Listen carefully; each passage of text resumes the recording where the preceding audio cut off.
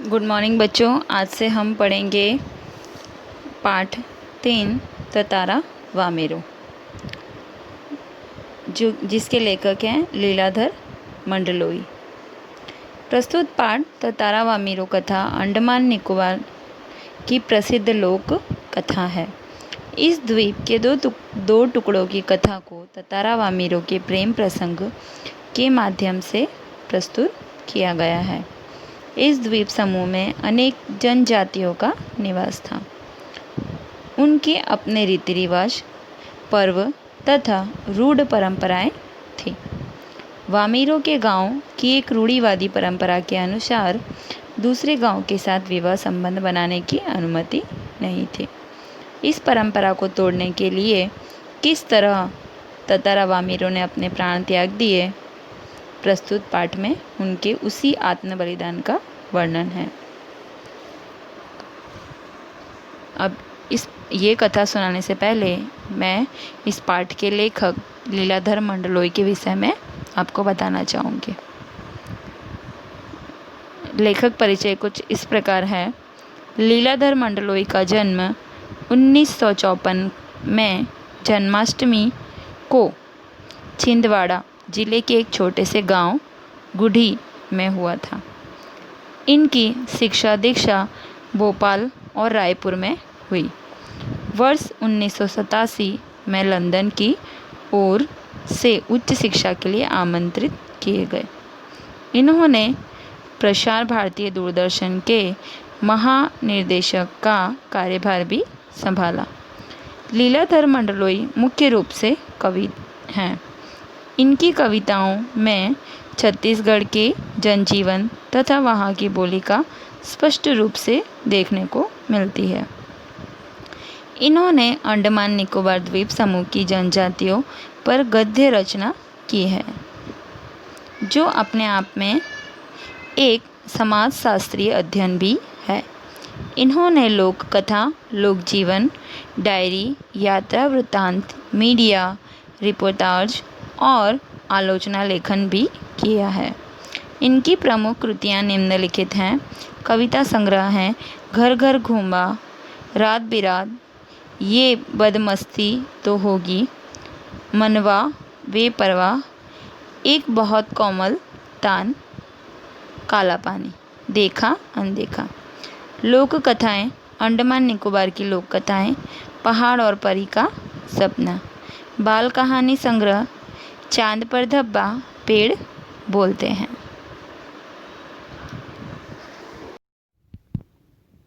अब हम ततारा वामेरो कथा देखेंगे। तथा अंडमान द्वीप समूह का अंतिम दक्षिणी द्वीप है, लिटिल अंडमान। द्वीप समूह का मतलब होता है समुद्री टापुओं का समूह। तो अंतिम दक्षिणी द्वीप है लिटिल अंडमान। यह पोर्ट ब्लेयर से लगभग 100 किलोमीटर दूर स्थित है। यानी पोर्ट ब्लेयर जो जगह है वहाँ से ये लगभग 100 किलोमीटर दूर स्थित है।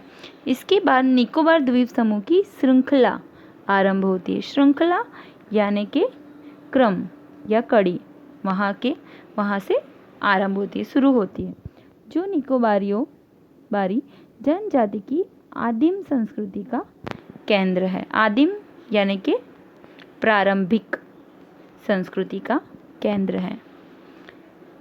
निकोबार द्वीप समूह का पहला प्रमुख द्वीप है कार निकोबार, जो लिटिल अंडमान से 96 किलोमीटर दूर है। निकोबारियों का विश्वास है कि प्राचीन काल में ये दोनों द्वीप एक ही थे। इनके विभक्त यानी कि बटा हुआ, तो विभक्त होने की एक लोक कथा है, यानी एक कथा है जो आज भी दोहराई जाती है। जब भी ऐसी कोई बात आती है कि ये दोनों अलग कैसे हुए, तो इस कथा के बारे में बताया जाता है। सदियों पूर्व, सदियों यानी कि बहुत 100 सालों से भी पहले क्या हुआ था, जब लिटिल अंडमान और कार निकोबार आपस में जुड़े हुए थे, तब वहाँ एक सुंदर पासा गांव था। पास में एक सुंदर और शक्तिशाली युवक रहा करता था। पासा गांव जो था उसमें एक सुंदर और शक्तिशाली युवक रहता था, उसका नाम था ततारा। निकोबारी उसे बेहद प्रेम करते थे, बेहद यानी कि बहुत सारा, अधिक प्रेम करते थे। ततारा एक नेक और मददगार व्यक्ति था, सदैव दूसरों की सहायता के लिए तत्पर यानी कि तैयार रहना, तो हमेशा दूसरों की सहायता के लिए वह तैयार रहता था। अपने गांव वालों को ही नहीं, मतलब सिर्फ अपने गांव वालों की मदद के लिए नहीं, अपितु पर समूचे द्वीप समूहों की सेवा करना अपना परम कर्तव्य मानता था। वो केवल अपने गांव के लोगों की मदद नहीं करता था, बल्कि वो तो पूरे द्वीप समूह के जितने भी लोग थे सबकी मदद के लिए तैयार रहता था, और उसे वो अपना कर्तव्य समझता था। उसके इस त्याग की वजह से वह चर्चित था, मतलब जो ये वो दूसरों की मदद करता था उसकी वजह से लोग उसकी चर्चा करते रहते थे, बहुत प्रसिद्ध था। सभी उसका आदर करते थे, वक्त मुसीबत में उसे स्मरण करते थे। स्मरण करना यानी कि याद करना, तो जब भी उनको किसी भी प्रकार की मुसीबत आए तो वे उसे याद करते थे। वह भागा भागा वहाँ पहुँच जाता था, मतलब वो भी ऐसा था कि तुरंत ही दौड़कर पहुँच जाता था। दूसरे गांव में भी पर्व त्योहारों के समय उसे विशेष रूप से आमंत्रित किया जाता था, मतलब दूसरे उसके गांव में तो जो भी पर्व त्यौहार मनाया जाता उसे बुलाते ही थे, लेकिन दूसरे गांव में भी किसी भी प्रकार का पर्व या त्यौहार हो तो लोग उसे बुलाते थे। उसका व्यक्तित्व तो आकर्षक था ही, साथ ही आत्मीय स्वभाव की वजह से लोग उसे करीब थे, मतलब उसका जो व्यक्तित्व था, जो पर्सनैलिटी थी वो तो अट्रैक्टिव थी ही, साथ ही आत्मीय स्वभाव, जो उसके मन में अपनापन दूसरों के प्रति, आत्मीय यानी कि अपनापन का जो स्वभाव था उसकी वजह से लोग उसके करीब रहना चाहते थे। पारंपरिक यानी कि परंपरा से चली आ रही, तो पारंपरिक पोशाक के साथ वह अपनी कमर में सदैव एक लकड़ी की तलवार बांधे रहता था। लोगों का मत था बावजूद लकड़ी की होने पर, यानी कि वो जो तलवार थी वो लकड़ी की थी, उस तलवार में अद्भुत देवीय शक्ति थी। देवीय शक्ति यानी कि ईश्वरीय शक्ति थी। ततारा अपनी तलवार को कभी अलग ना होने देता, मतलब खुद से कभी अपनी तलवार अलग नहीं होने देता था। उसका दूसरों के सामने प्रयोग भी ना करता, मतलब कभी किसी के सामने उस तलवार का प्रयोग नहीं करता था, किंतु उसके चर्चित साहसिक कारनामों के कारण लोग बाग तलवार में अद्भुत शक्ति का होना मानते थे। साहसिक कारनामे अर्थात साहसपूर्ण कार्य, जो वो साहसपूर्ण कार्य करता था उसकी वजह से लोग ऐसा सोचते थे कि उसकी तलवार में अद्भुत शक्तियाँ हैं। ततारा की तलवार एक विलक्षण रहस्य थी। विलक्षण यानी कि असाधारण, उसकी जो तलवार थी वह असाधारण तलवार थी, ऐसा मानते थे। एक शाम ततारा दिन भर के अथक परिश्रम के बाद समुद्र किनारे टहलने निकल पड़ा। सूरज समुद्र से लगे क्षितिज तले डूबने को था, मतलब एक शाम ततारा समुद्र के किनारे टहलने के लिए गया, तब सूरज समुद्र से लगे क्षितिज यानी कि वो धरती और आकाश के मिलन का स्थान, मतलब देखने में ही लगेगा कि धरती और आकाश दोनों उस जगह पर ख़त्म होने वाले हैं, वो वैसी जगह को क्षितिज कहते हैं। तो वहाँ पर डूबने वाला था। समुद्र की ठंडी बयारें आ रही थी, बयारें यानी कि हवा, मंद वायु भी कहते हैं उसे। पक्षियों की सायंकालीन बैठक सूरज की अंतिम रंग बिरंगी किरणों को समुद्र पर निहारने लगा था। तभी कहीं पास से उसे मधुर गीत गूंजता सुनाई दिया, मतलब वो वहाँ पे बैठा हुआ था तो उसे तभी पास से कहीं से मधुर गीत सुनाई दिया। अब गीत सुनने के बाद क्या हुआ है, सुनाई दिया, गीत मानो बहता हुआ उसकी तरफ आ रहा हो, ऐसा लग रहा था गीत जानो उसकी तरफ कोई आ रहा है ऐसा। बीच बीच में लहरों का संगीत सुनाई देता। समुद्र किनारे था इसलिए बीच बीच में लहरों का संगीत भी आ रहा था। जो लहरों की आवाज़ें होती हैं उसे बोलते हैं लहरों का संगीत आ रहा था। गायन इतना प्रभावी था कि अपनी सुध बुध खोने लगा। मतलब वो जो गीत था वो इतना प्रभावी था, इतना प्रभावशाली था कि वो अपनी सुध बुध खोने लगा। लहरों के एक प्रबल वेग ने उसकी तंद्रा भंग कर दी। प्रबल वेग यानी कि तेज धक्का और तंद्रा यानी कि एकाग्रता। चैतन्य यानी कि चेतना या सजग होते ही वह उधर बढ़ने को विवश हो उठा जिधर से अब भी गीत सुनाया रहा था।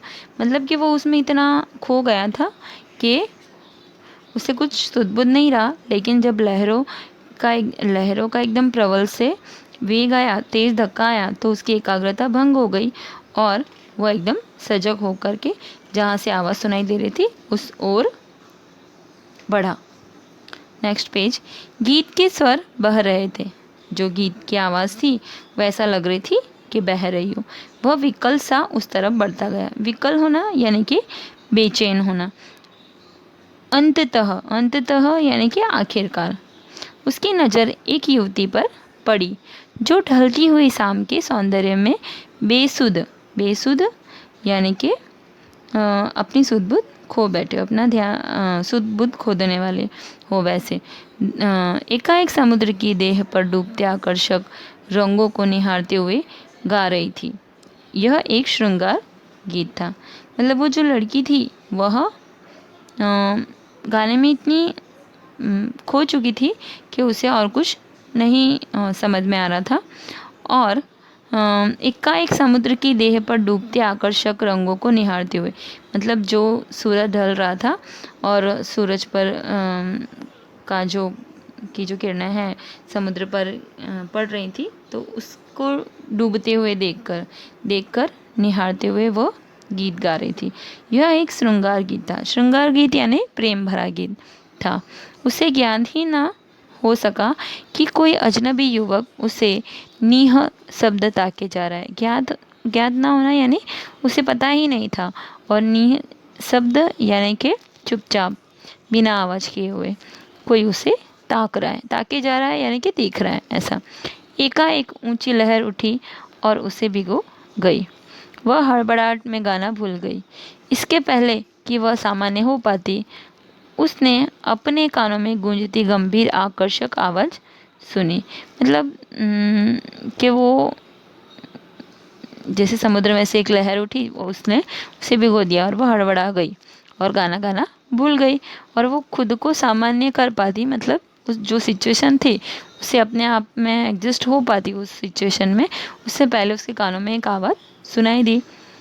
तुमने एकाएक इतना मधुर गाना अधूरा क्यों छोड़ दिया?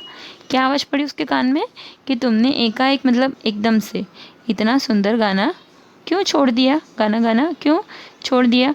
ततारा ने विनम्रतापूर्वक कहा।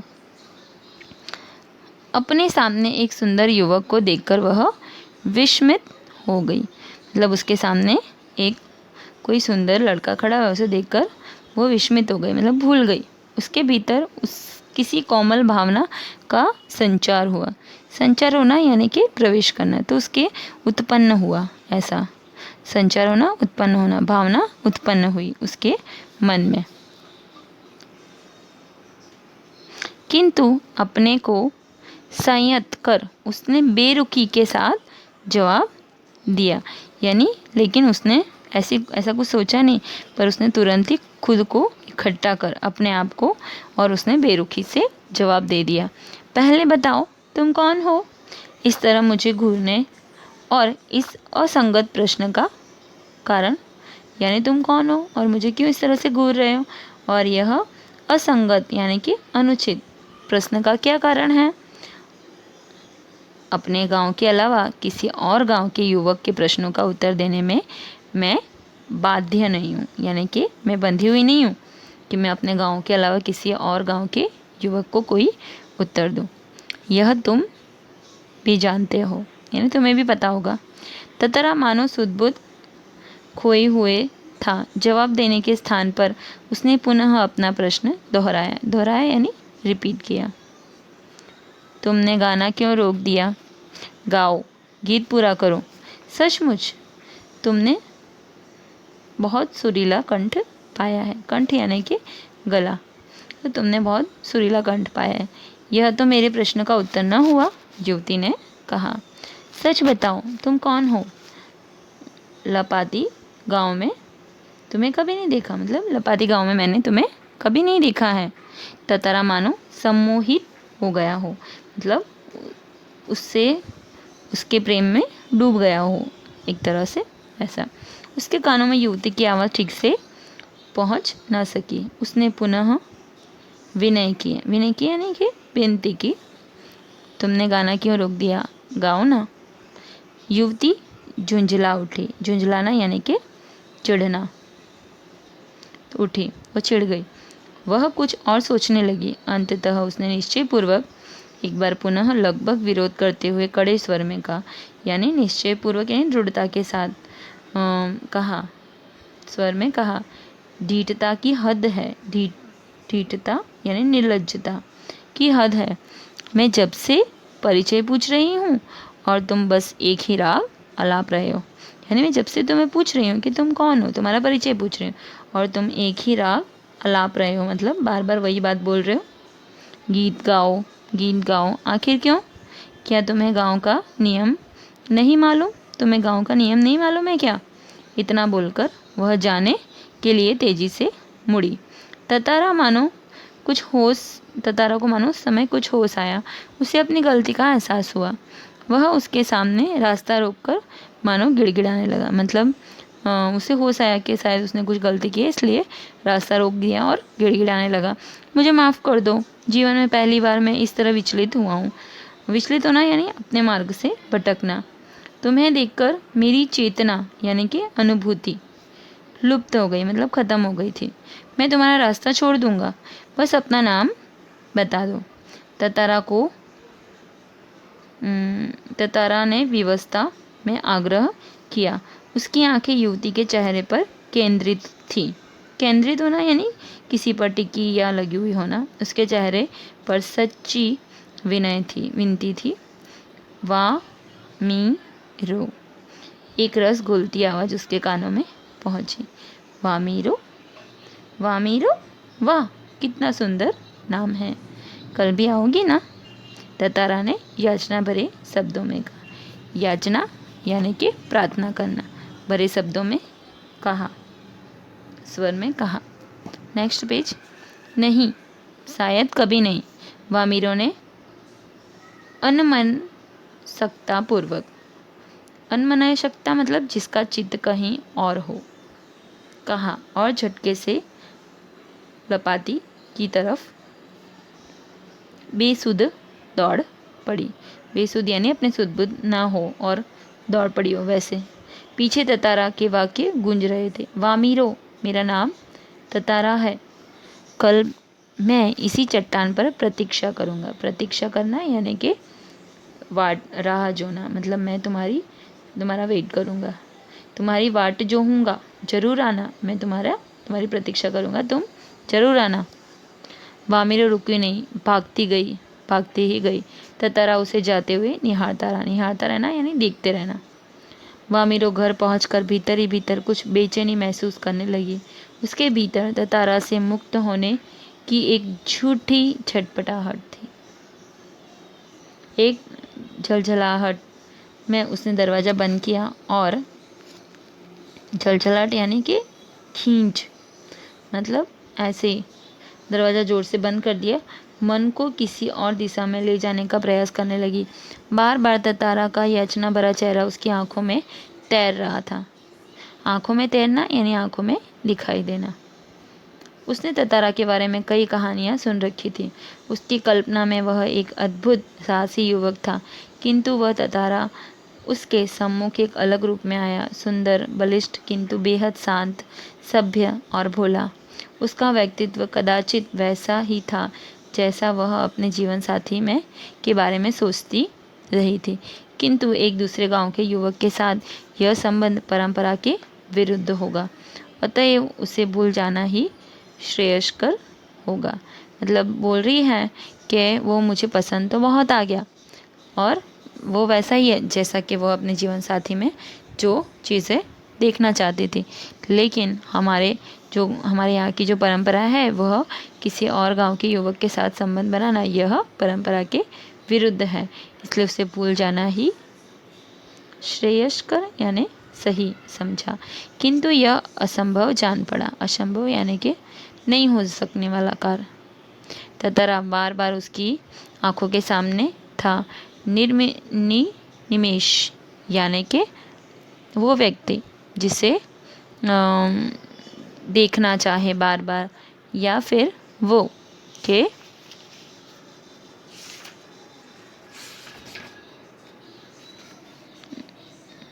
बिना पलक झपकाए। निमेश का मतलब होता है बिना पलक झपकाए।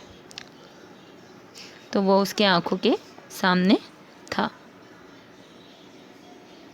याचक की तरह प्रतीक्षा में डूबा हुआ, यानी याचक मतलब के प्रार्थना करने वाला और व्यक्ति प्रतीक्षा में यानी राह देखना में डूबा हुआ था। किसी तरह रात बीती। दोनों के हृदय व्यथित थे, यानी दोनों के जो हृदय थे, मन थे, वो कैसे थे? व्यथित यानी कि दुखी थे। किसी तरह आचर हित मतलब के बिना किसी जोश के। एक ठंडा और उबाऊ दिन गुजरने लगा।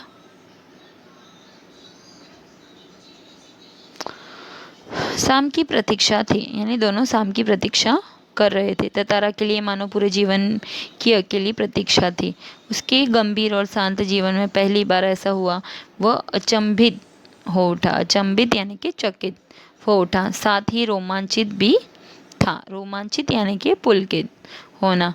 दिन ढलने के काफ़ी पहले ही वह लापती के उस समुद्री चट्टान पर पहुंच गया। वामिरों की प्रतीक्षा में एक एक पल पहाड़ की तरह भारी था। उसके भीतर एक आशंका भी दौड़ रही थी, अगर वामिरो न आई तो। वह कुछ निर्णय ही नहीं कर पा रहा था, सिर्फ प्रतीक्षारत था। वह आसपास की एक किरण थी जो समुद्र की देह पर डूबती किरणों की तरह कभी भी डूब सकती थी। वह बार बार लापती के रास्ते पर नजरें दौड़ाता रहा। सहसा नारियल के झुरमुटों, नारियल के जो झुरमुटों अर्थात के नारियल के झुंड में से एक आकृति कुछ साफ हुई। कुछ और उसकी खुशी का ठिकाना न रहा। सचमुच वह वामिरो थी। लगा जैसे वह घबराहट में थी। वह अपने को छुपाते हुए बढ़ रही थी, बीच बीच में इधर उधर दृष्टि दौड़ाना न भूलती। फिर तेज कदमों से चलती हुई ततारा के सामने आकर ठिठक गई। ठिठकना यानी कि चौंकना। वह शब्दहीन थे, मतलब कुछ बोल नहीं पा रहे थे। कुछ था तो जो दोनों के भीतर बह रहा हो, मतलब दोनों के भीतर जो चल रहा है, ऐसा कुछ था। अंधेरा बढ़ रहा था। अचानक वामिरो कुछ सचेत हुई, मतलब सचेत यानी होश में आना, और घर की तरफ दौड़ पड़ी। ततारा अब भी वहीं खड़ा रहा, निश्चल, शब्दहीन, यानी वो उसी जगह पर खड़ा रहा और कुछ बोल नहीं रहा था। वैसा दोनों रोज उसी तरह पहुँचते और मूर्तिवत एक दूसरे को निनिमेष ताकते रहते। निनिमेष मतलब बिना पलक झपकाए एक दूसरे को देखते रहते। बस भीतर समर्पण था जो अनवरत यानी कि लगातार गहरा रहा था। लपाती के कुछ युवकों ने इस मूक प्रेम को भांप लिया था। मतलब वहाँ के जो लपाती गांव के कुछ युवक थे उनको इस प्रेम के बारे में पता चल गया था और खबर हवा की तरह बह उठी। वामिरो लपाती ग्राम की थी और ततारा पाशा का। दोनों का यह संबंध संभव न था। रीति के अनुसार दोनों ही एक गांव का होना आवश्यक था। वामिरो और ततारा को समझाने बुझाने के कई प्रयास हुए यानी कोशिश करना बार बार, किंतु दोनों अडिग रहे, यानी दोनों अपनी बात पर टिके रहे कि नहीं, हम एक दूसरे को नहीं भूल सकते। वे नियमित लापती के उसी समुद्र किनारे पर मिलते रहे, अफवाहें बहती रहीं। मतलब ये दोनों तो हमेशा वहाँ पर अफवाहें यानी उड़ती हुई खबरें तो बढ़ती ही रहीं, लेकिन वे दोनों एक दूसरे से मिलते रहे। कुछ समय बाद पासा गांव में पशु पर्व का आयोजन हुआ। पशु पर्व में हष्ट-पुष्ट पशुओं के प्रदर्शन के अतिरिक्त पशुओं से युवकों की शक्ति परीक्षा प्रतियोगिता भी होती है। वर्ष में एक बार सभी गांव के लोग हिस्सा लेते हैं। बाद में नृत्य, संगीत और भोजन का भी आयोजन होता है। शाम से सभी लोग पासा में एकत्रित होने लगे। धीरे धीरे विभिन्न कार्यक्रम शुरू हुए। ततारा का मन इन कार्यक्रमों में तनिक न था। तनिक मतलब बिल्कुल भी नहीं था। उसकी व्याकुल आंखें वामिरों को ढूंढने में व्यस्त थीं। नारियल के झुंड के एक पेड़ के पीछे उसे जैसे कोई झांकता दिखा। मतलब पेड़ों के पीछे से कोई झांकता हुआ उसे दिखा। उसने थोड़ा और करीब जाकर पहचानने की चेष्टा की। चेष्टा करना यानी कि कोशिश करना। तो कोशिश की। वह वामिरो थी जो भयवश सामने आने में झिझक रही थी। मतलब वो जो पेड़ के पीछे जो खड़ा हुआ था वो कौन थी? वामिरो थी, जो डर की वजह से सामने नहीं आ रही थी। उसकी आंखें तरल थीं। मतलब उसकी आंखें ऐसी थीं कि हाँ, मुझे डर लग रहा था इसलिए मैं सामने नहीं आ रही हूँ। होठ काँप रहे थे। ततारा को देखते वह फूटकर रोने लगी। मतलब जैसे उसने ततारा को देखा वह खूब तेज आवाज़ में रुदन करना, रोने लगी। ततारा विहल हो गया, मतलब बहुत दुखी हो गया कि क्या हुआ ऐसा। उससे कुछ बोलते ही नहीं बन रहा था। रोने की आवाज़ लगातार ऊंची होती जा रही थी। ततारा किंचित व्यथित हो गया। किंचित विमूढ़ यानी असमंजस में पड़ना। किंचित विमूढ़ मतलब क्या होता है? असमंजस में पड़ना, यानी क्या करूं क्या नहीं करूं ऐसा था। वामिरो के रुदन स्वरों को सुनकर, रुदन यानी रोने के स्वर को सुनकर उसकी माँ भी वहाँ पहुँच गई और दोनों को देखकर आग बबूला हो उठी। आग बबूला यानी बहुत गुस्सा हो उठी। सारे गांव वालों की उपस्थिति में यह दृश्य उसे अपमानजनक लगा। इस बीच गांव के कुछ लोग वहां पहुंच गए। वामिरो की मां क्रोध में उफन उठी। उफनना यानी कि उबल उठी।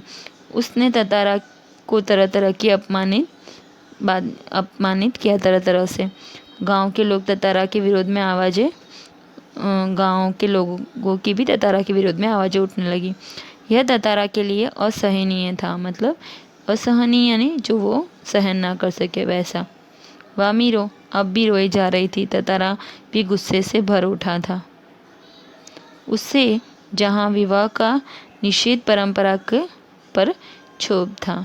क्षोभ मतलब जो वहाँ के लोगों की परंपरा थी कि बाहर के युवक से, गांव के बाहर के युवक से शादी नहीं कर सकते हैं, तो वो उसे पसंद नहीं था। वहीं अपनी सहायता पर खीज आ रही थी उसे, गुस्सा असहायता पर उसे गुस्सा आ रहा था कि वो कुछ नहीं कर पा रहा है। वामिरो का दुख उसे और भी गहरा कर रहा था। उसे मालूम न था कि क्या कदम उठाना चाहिए। मतलब उसे समझ नहीं आया था कि क्या करूं, अब क्या कदम उठाऊं। अनायास उसका हाथ तलवार की मुठ पर जा टिका। अनायास मतलब कि एकदम से उसका हाथ तलवार की जो ऊपर का हिस्सा होता है वहाँ जा टिका। क्रोध में उसने तलवार निकाली और कुछ विचार करता रहा। क्रोध लगातार अग्नि की तरह बढ़ रहा था। लोग सहम उठे। एक सन्नाटा सा खिंच गया।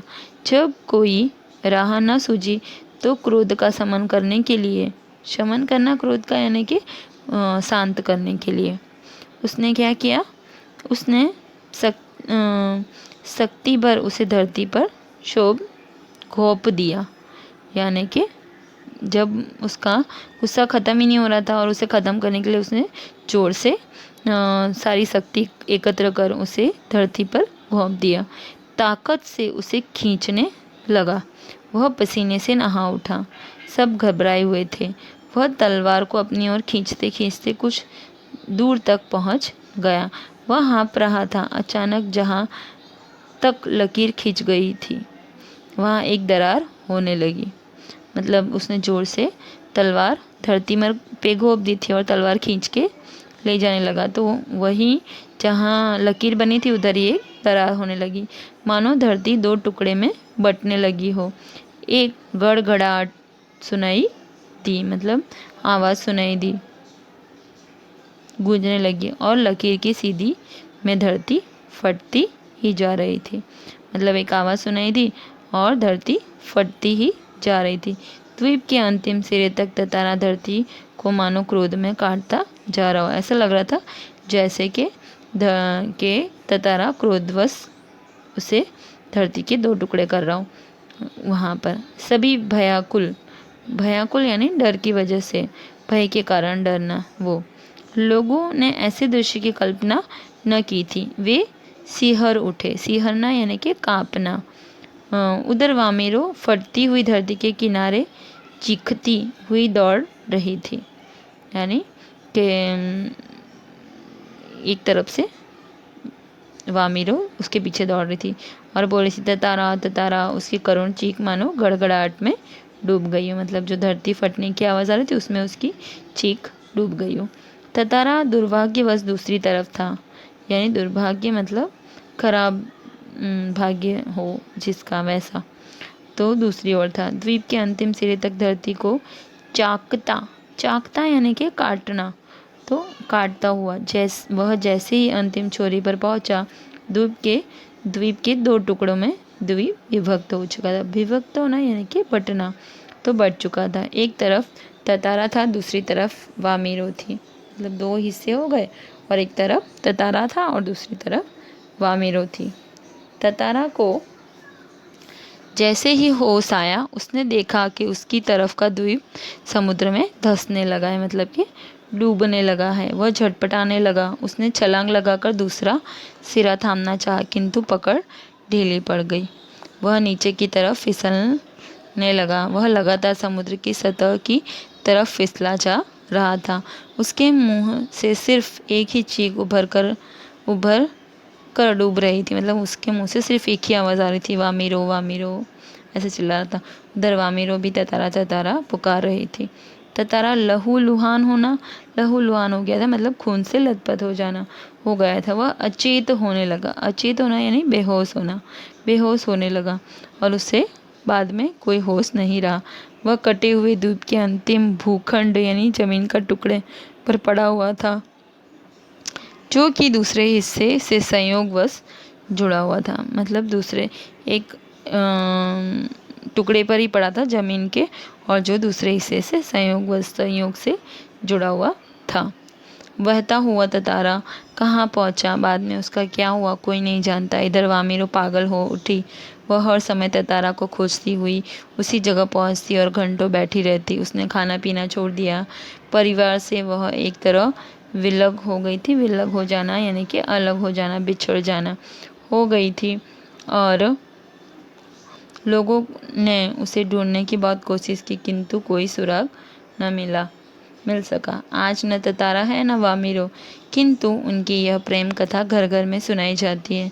निकोबारियों का यह मत है कि ततारा की तलवार से कार निकोबार के दो टुकड़े हुए। उसमें दूसरा लिटिल अंडमान, जो कार निकोबार से 96 मतलब 96 किलोमीटर दूर है, कि निकोबार इस घटना के बाद दूसरे गांव में भी आपसी वैवाहिक संबंध करने लगे। ततारा वामीरो की त्यागमयी मृत्यु शायद इसी सुखद परिवर्तन के लिए थी। अच्छा बच्चों, आप लोगों को ततारा और वामीरो की कथा समझ में आ गई होगी और बहुत अच्छी कथा है। आप लोग भी पूरा चैप्टर एक बार पढ़ना अच्छे से, तो आप लोगों को और भी अच्छे से समझ में आ जाएगा। अच्छा बच्चों, धन्यवाद।